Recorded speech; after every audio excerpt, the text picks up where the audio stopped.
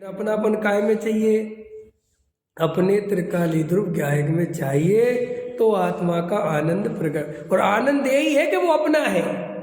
और कैसा आनंद है? कभी अलग नहीं होगा, कभी मरेगा नहीं, कभी उसमें किसी भी प्रकार का विकार नहीं होना, सदा काल ज्ञान ज्ञान ज्ञान ज्ञान रूप रहना है। ये कितनी बड़ी बात है। मैं जो आत्मा हूँ, मैं कभी मरने वाला आत्मा नहीं हूँ, मेरे में कोई विकार होने वाला नहीं है, मेरे में कोई चेंजिंग नहीं होने वाली, सदा काल एक रूप रहूँगा। ऐसा में आत्माओं ये सोच सोच कर कितना आनंद आना चाहिए। पर्याय बदलती रहती हैं, संयोग बदलते रहते हैं, मैं अंदर त्रिकाली ध्रुव ज्यों का त्यों रहूँगा, ऐसा सोच सोच कर कितना आनंद आना चाहिए। लेकिन अपन आत्मा के ध्यान में कुछ प्राप्त करना चाहते हैं, इसलिए ध्यान घटित नहीं होता। कई लोग ध्यान करते ना आत्मा का तो रिद्धियों के बारे में सोचते हैं कि कोई रिद्धि आ जाएगी, कोई शक्ति बढ़ जाएगी, कुछ ये हो जाएगा, कुछ वो हो जाएगा। और अब जानना देखना हो रहा है, जानना देखना हो रहा है, जानना देखना हो रहा है, अब क्या करें? ये जानना देखना हो रहा है और दुनिया का कोई विकल्प नहीं आ रहा है, यही परम आनंद की दशा है। इसको स्वीकार करो, इससे अलग कोई आनंद नहीं है। क्या बोले रमेश जी?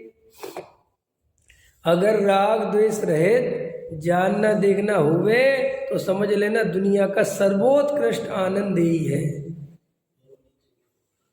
और है क्या आनंद?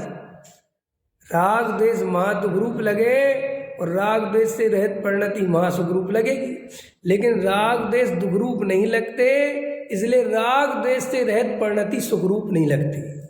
क्या बोला? नहीं समझ में आया? क्या बोला मैंने?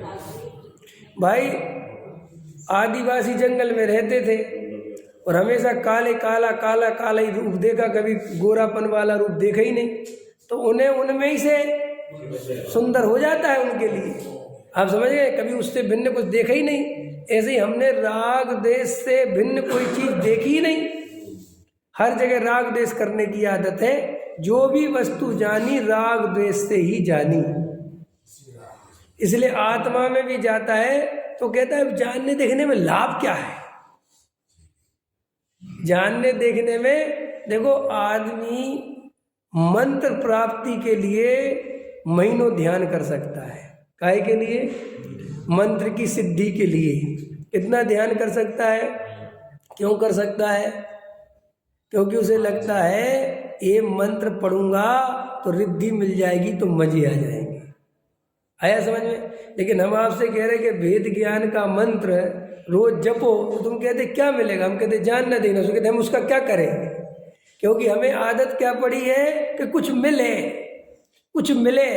लेकिन आत्मा को कुछ मिलने की आवश्यकता नहीं है, क्योंकि आत्मा परिपूर्ण ज्ञायक है, उसे किसी की कोई आवश्यकता है ही नहीं।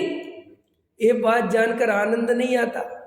आपको कोई चीज नहीं चाहिए, इस बात का आनंद नहीं आता आपको, इस बात से प्रसन्नता नहीं होती कि मुझे कुछ नहीं चाहिए। तो आचार्य कहते ऐसे अपनी आत्मा में तृप्ति हो, चाहे ज्ञान में कुछ भी गे झलकते हो, कितने ही दुनिया में रंग राग के नाटक होते हो, तुम्हें अंदर से लगना चाहिए कि इनमें मेरा कोई सुख है ही नहीं, मैं तो अपने में परिपूर्ण तृप्त हूँ, मैं तो जानने देखने वाला ज्ञायक तत्व हूँ। यही मेरी मर्यादा, यही मेरा पौरुष, यही मेरा पुरुषार्थ, यही मेरा आनंद, मैं अपने में तृप्त हूँ।